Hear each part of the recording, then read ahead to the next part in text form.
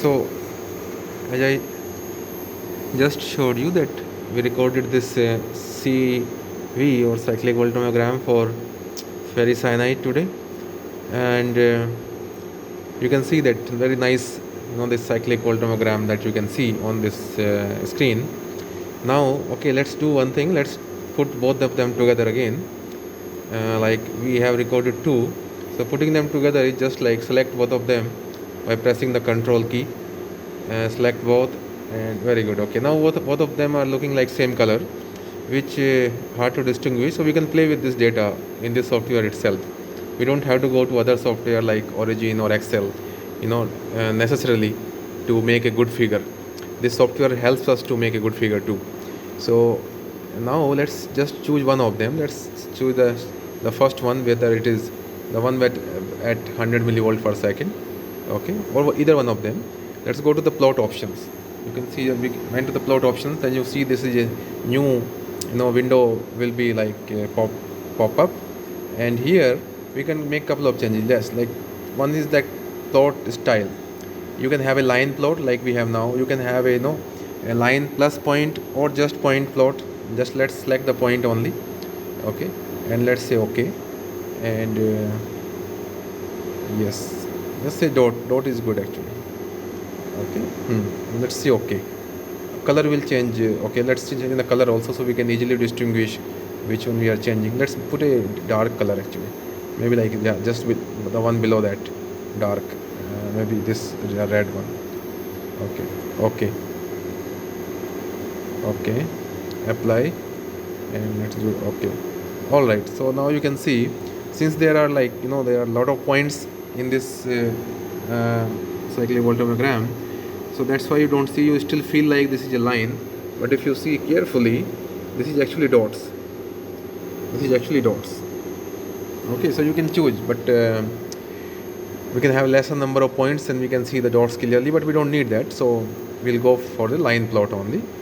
And so this is one good thing, that you can make a nice figure. You can choose, yeah, point style or the point color or line color. You can change the axis if you want, like, but already we have a good label of that current versus voltage, so we don't have to change it over here. So let's go to plot again. So here this color is there. This title is something, if you put here, let's say ferricyanide. This is ferricyanide.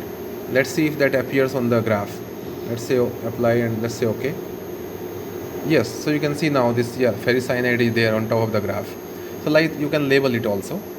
I mean, like, this is very nice. You can see this is a very nice figure that we can make over here. All right, and we can make this figure. Nowadays in the publications, people put really good figures of any technique. So let's try to do some more things over here. Let's see if we can change the color of the axis, the thickness, the font size of the axis.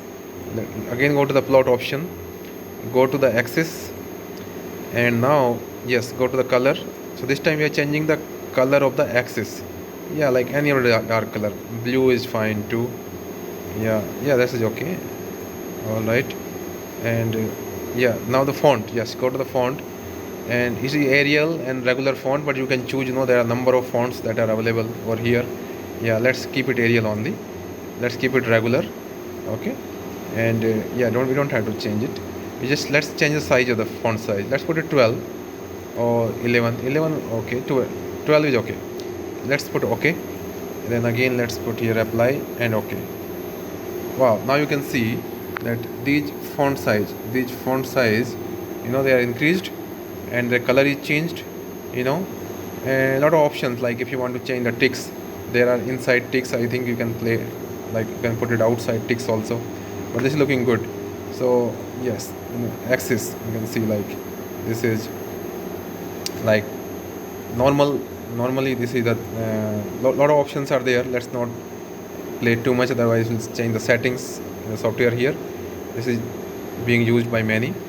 So one good thing is that these things, we take the data in our system and then we download the software and we play over there, because here all these procedures are saved.